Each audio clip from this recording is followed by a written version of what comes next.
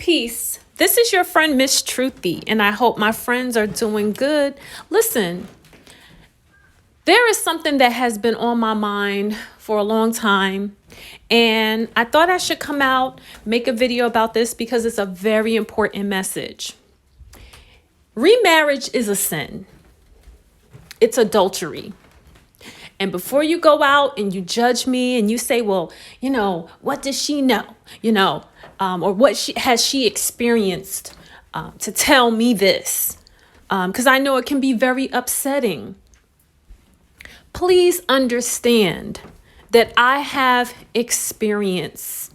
I have experienced heartbreak.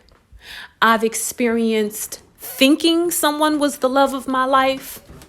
I've experienced letting go of someone I felt was the love of my life. And I could tell you it is no easy process.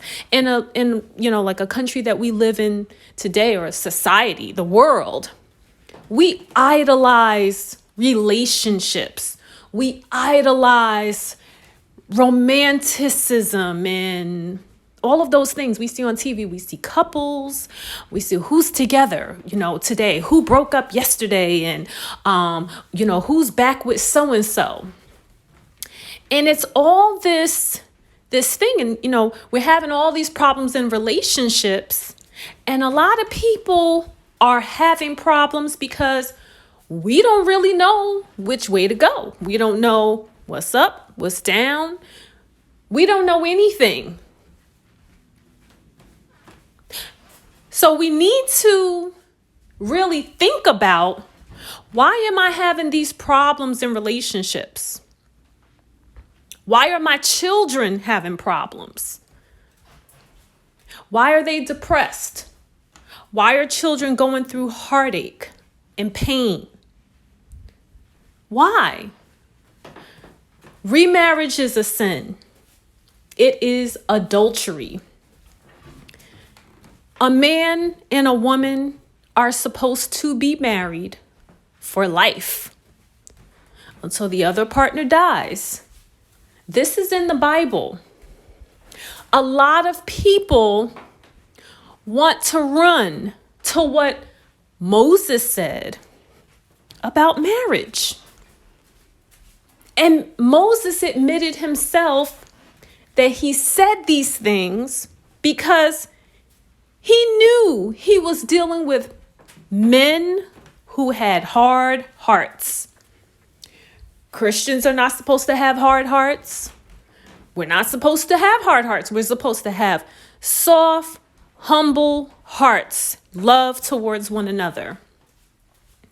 And when this doesn't happen, you have a whole lot of confusion. You got baby daddies, baby mamas, stepdaddies, stepmamas, all these different people coming in and out of your home. And I have a message for you. If you have been married and that marriage did not work out, you can separate from that person. But please know that you cannot marry anybody else. That's your mess up in life. If you pick somebody and it didn't work out, that's your problem. Why would you unleash your problem to someone else? Why?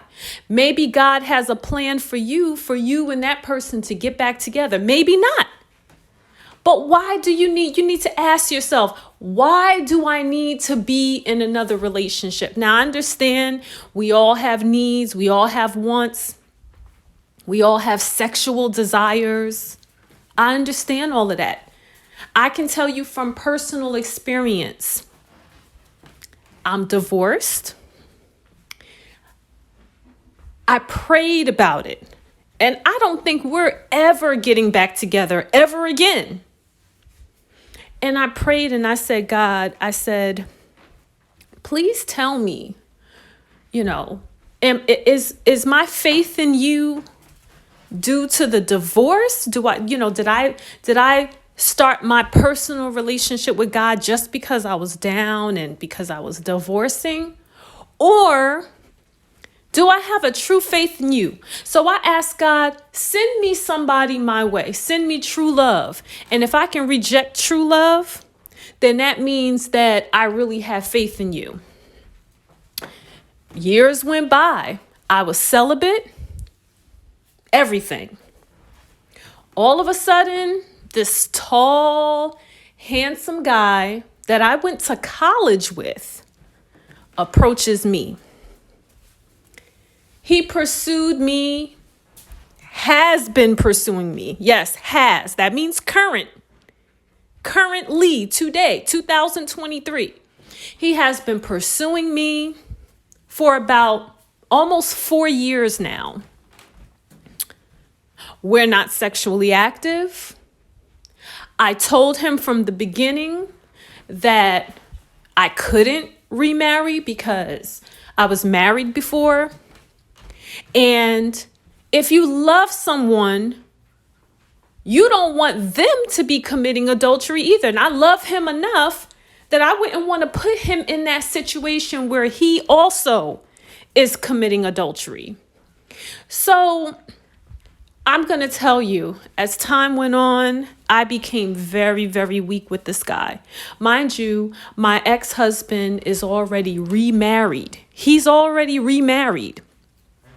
But I still am holding on. And I love this man dearly. I mean, when I tell you, he gives me a level of understanding and care that I never got from any man ever in my life. Yet, I said, God, give me strength because I know this is a test.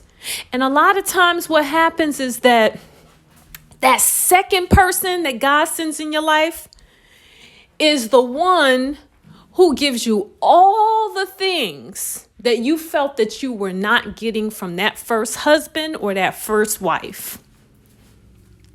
And a lot of times it turns out to be not what you thought it was, because it turns out to be just Satan sending someone your way so that you could be in sin. And I'm going to say this, we need to stop idolizing relationships, because relationships,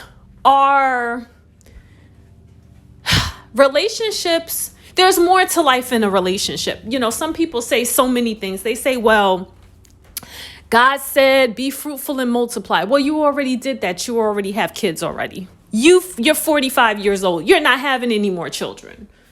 Oh, well, God says, it's not good for man to be alone. You're not alone. You have family.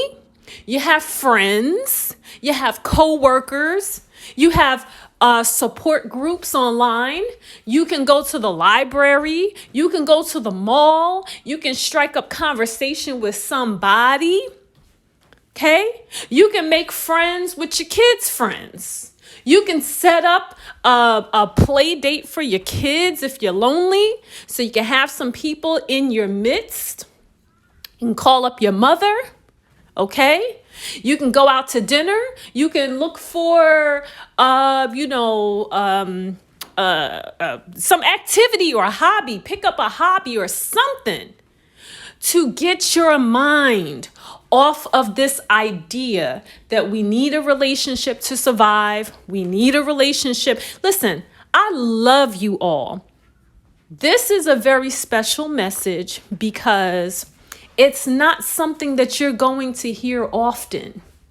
And I know it hurts because you really love that person. And I had to let this person go in my life. This guy that I love dearly, that has been pursuing me. Oh my goodness. I mean, we have hugged before, and I just felt like, I just melted in his arms, because all my life I've yearned for, true love, a soulmate. And now that I have it, I'm like, well, wait a minute. I have to remember the promise I made to God, because God says that we are to forsake all others for him. So is this strong attraction and love that I have for this person more important than God? You know, life is very short. It's very fleeting. And any one of us can be gone just like that. God forbid. Okay? God forbid.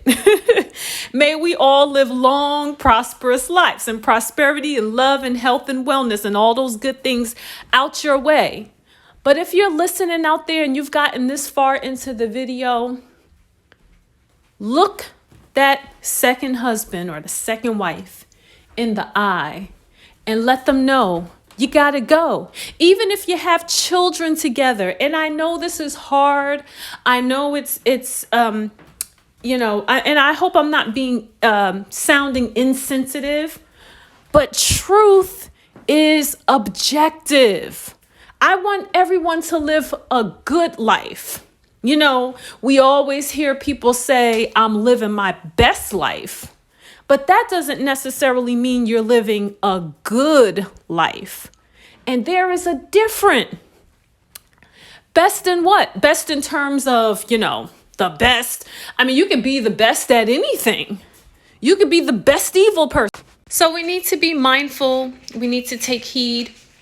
And listen, friends, if you like what you're hearing, please subscribe, join, and come back again. Peace.